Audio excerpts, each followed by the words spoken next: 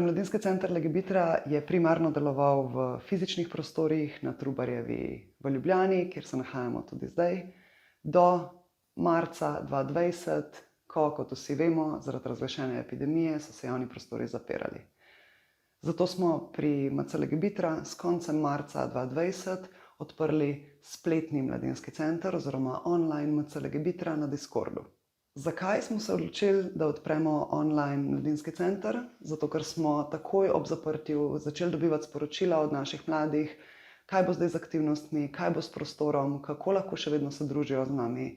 Ko se je nekdo priklopil v naš Discord, ga je vrglo v čvek v MC-ju. Tu je bil uradni nagovor, ki je zajemal tudi pravila MC Legebitra. Ta pravila so bila v angleščini in v slovenščini tudi pinana oziroma prilepljena v kanal. Online MC Legebitra je imel več kanalov za pisna sporočila, oglasne deske, kjer so se stvari objavljale in so jih uporabniki lahko uporabljali za domačo rabo.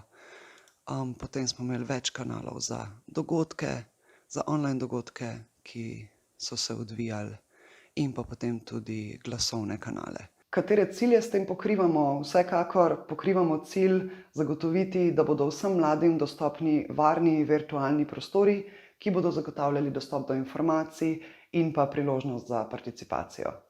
Mobilna aplikacija je zelo prijazna uporabniku in pa večina naših uporabnikov je bila priključena ravno preko mobilne aplikacije.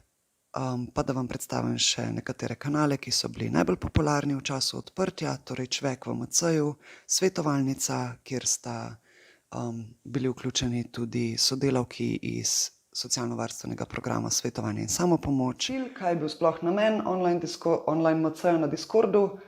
Namen je bil zagotoviti prostor, namen je bil ne ukinjati aktivnosti, ampak jih širiti, namen je bil povezovati mlade iz različnih okolij in pa jim ponuditi prostor, kjer se ne počutijo same.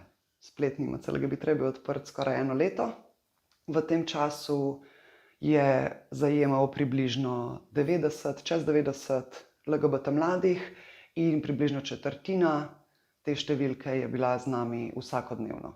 Pozitivna stran spletnega orodja, da je lahko oseba anonimna, kar pomeni, da je LGBT mladim to omogočalo, da tudi če niso razkriti, lahko imajo neko stopnjo anonimnosti in hkrati gradijo svoj socialni krog, se udeležujejo aktivnosti, preživljajo čas z nami.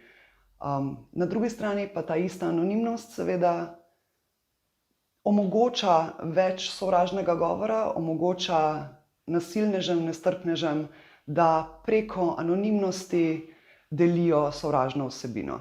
Zato, ker se je znotraj nekega dogodka zgodilo nasilje z neonacističnimi simboli, z žaljenjem, s homofobijo, s transfobijo, kar je bilo tudi prijavljeno policiji in je trenutno še v postopku, ki teče, in je zato tudi spletni portal trenutno zaprt. Večina aktivnosti se odvija v živo, vsaj 1 do 2 na mesec, pa še vedno preko spleta. Zelo smo aktivni na socialnih omrežjih, tako da če se nam hočete pridružiti, sledite nam na Instagramu, na Facebooku, lahko se pa vpišete tudi na mesečni novičnik. Hvala in uspešno konferenco želim.